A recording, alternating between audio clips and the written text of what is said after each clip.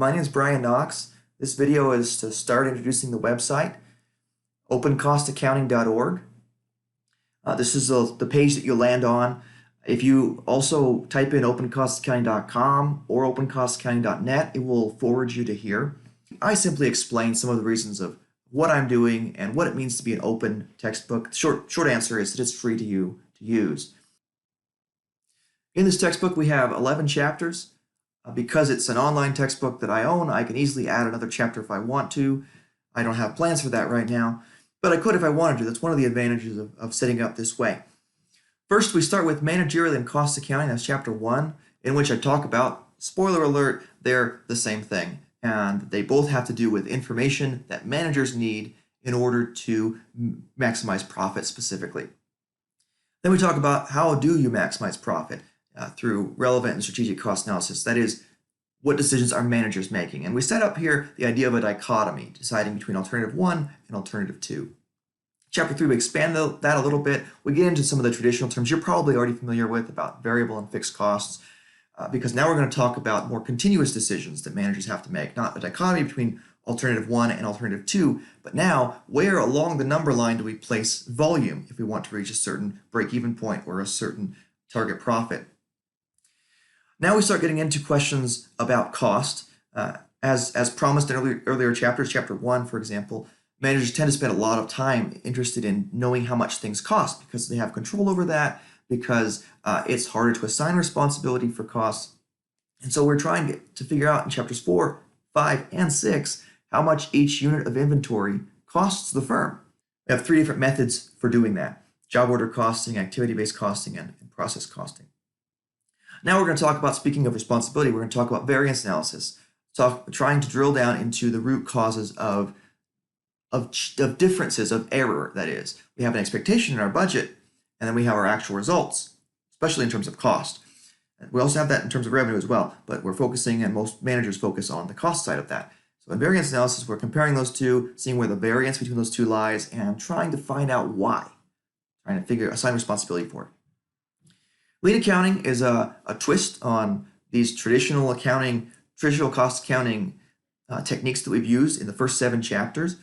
Now we're going to say, let's go back to chapter 1, talk about that profit equation we laid out, and make some modifications to it. Then I have chapter 9, budgeting, covering operational and capital budgeting, responsibility accounting, and here I've put in a few different ideas that all go to the important principle of assigning costs and revenues where they are to the manager that it belongs to. The decision has decision-making rights over that at revenue or cost. Lastly, I have the chapter 11, data analytics, where I start talking about the importance of data to our modern cost accounting systems. So from here, I'm going to jump right into chapter 1, managerial and cost accounting. Managerial and cost accounting. So I wrote this chapter of the textbook because, doggone it, is the first question people have. They say, what is cost accounting? What is managerial accounting? What is management accounting?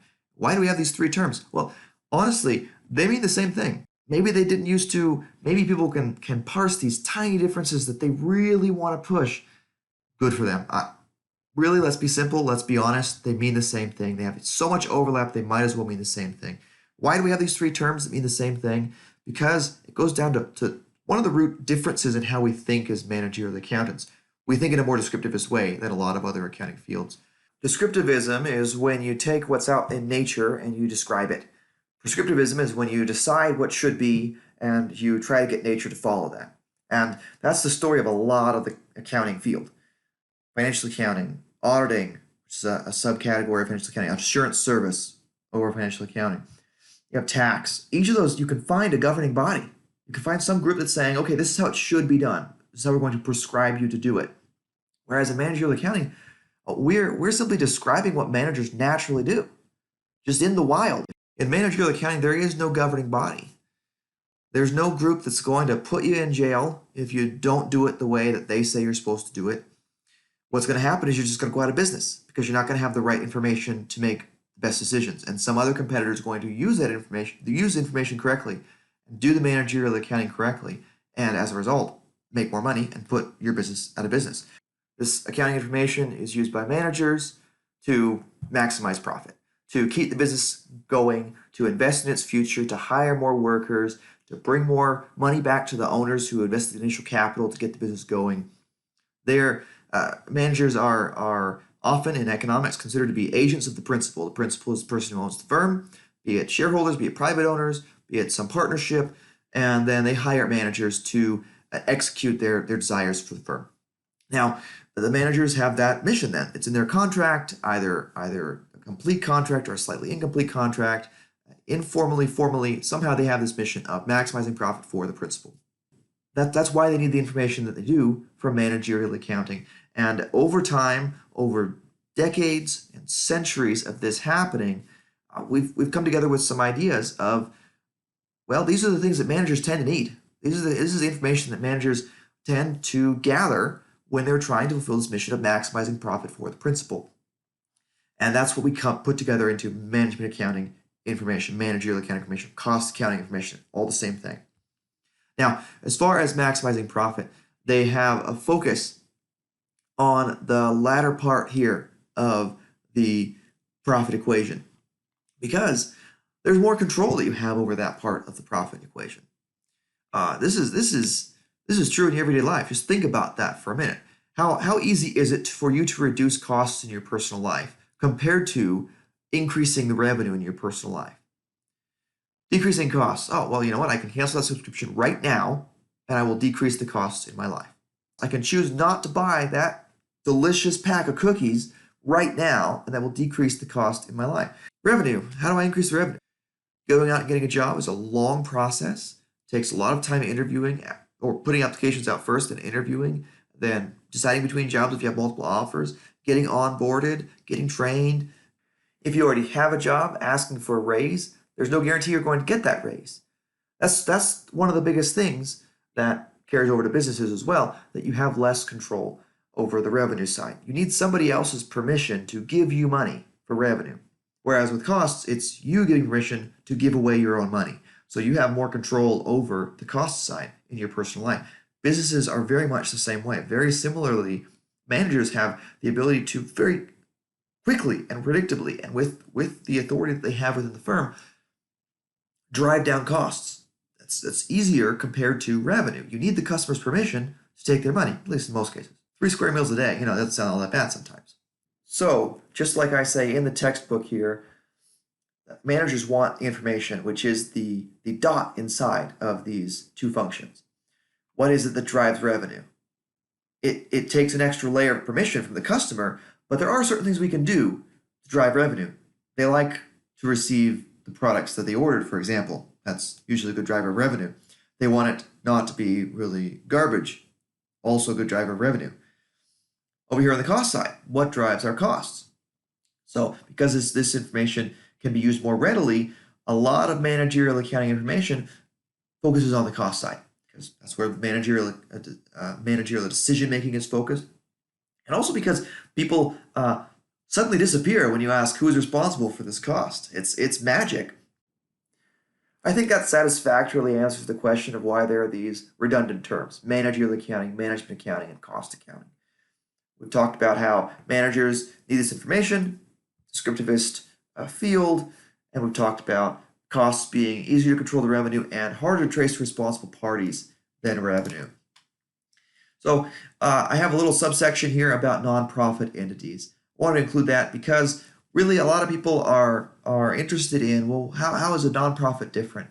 Simply, we've just said, well, we're not going to stop at profit. We're going to say, okay, that extra money, after you've taken costs away from revenue, we're going to take that and apply to a mission. And there's some sort of a function that translates that. It's also important to realize that managerial accounting information overlaps with a lot of the other fields in accounting. With financial accounting, for example, if you work as a staff accountant, you're probably going to do some cost accounting, managerial accounting alongside that. When you put those journal entries in, you're often going to be assigning cost centers or work projects, work orders to those costs at the same time as you're giving them a place on the general ledger. It's just integrated into the costing system, into the accounting system that we have nowadays. Auto insurance. You likewise need to understand what's happening with the firm because a lot of the firm's information is trapped up in those managerial accounting reports. If you don't understand what's going on with those, you're gonna have a difficult time understanding what's going on with the business and what kind of pressures and trends are happening within the firm. Tax accounting in some ways has a lot of similarities to cost accounting. In fact, I was initially very interested in tax accounting. I felt drawn to the puzzles you were solving with tax accounting, trying to navigate the constraints and the formal structure that's set out in the tax code to maximize tax savings. The difference is that cost accounting doesn't have a tax code that is dictating it. It has economic reality that dictates where the maximum is going to be found. So as a tax accountant, you're going to be you're going to be fighting up against that economic reality sometimes. Sometimes the tax code tells a business that, hey, you can save on taxes if you do XYZ, and XYZ is something that is very economically backwards. You're going to have to understand where those two sides are coming from as a tax accountant to bridge the gap between you and your client.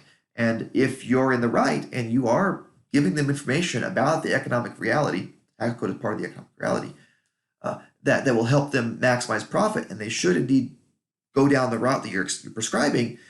You better understand what the alternative is that they're thinking is better and why, so you can stack up the two sides and decide whether or not it's more profitable for them. I do have a few more things I want to say about managerial accounting. Because there's no governing body over managerial and cost accounting, there aren't the same kinds of ethics guardrails for you in managerial and cost accounting.